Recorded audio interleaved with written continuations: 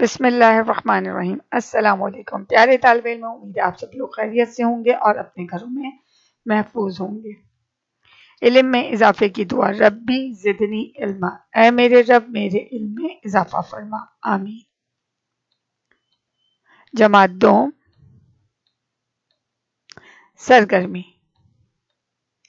سرگرمی نمبر 7۔ شاعر اس نظم میں ہمیں کیا پیغام دے رہی ہیں؟ جی ہاں، آپ نے دیکھا کہ شاعر ہمیں کوشش کرتے رہنے، جدوجہد کرتے رہنے کی تلقین کر رہے ہیں کہ ہمیشہ محنت کرتے رہو اور محنت میں ہی عظمت ہے۔ جب آپ محنت کریں گے تو آپ اپنی منزل تک پہنچ جائیں گے۔ آپ نے اپنی کاپی میں اس سرگرمی کو تحریر کرنا ہے۔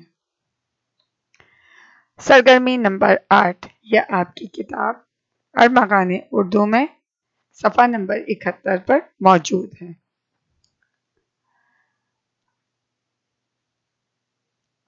محنت سے بھاگنے والے اور محنت کرنے والے میں کیا فرق ہوتا ہے؟ محنت سے بھاگنے والے، جو لوگ محنت سے بھاگتے ہیں وہ ہمیشہ ناکام رہتے ہیں، پیچھے رہ جاتے ہیں اور اپنی منزل تک نہیں پہنچ پاتے ہیں۔ محنت کرنے والے اپنی منزل تک پہنچ جاتے ہیں اور منزل تک پہنچنے کے لیے انہیں بہت جدوجہد کرنی پڑتی ہے، بہت مشکلات کا سامنا کرنا پڑتا ہے اور اس کے بعد ہی وہ اپنی منزل تک پہنچ جاتے ہیں۔ آپ نے اس طرح ان دونوں کالم میں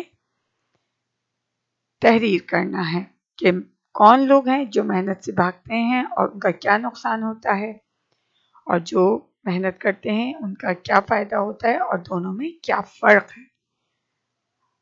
اپنا بہت اچھا خیال رکھیے گا۔ جزاک اللہ خیر۔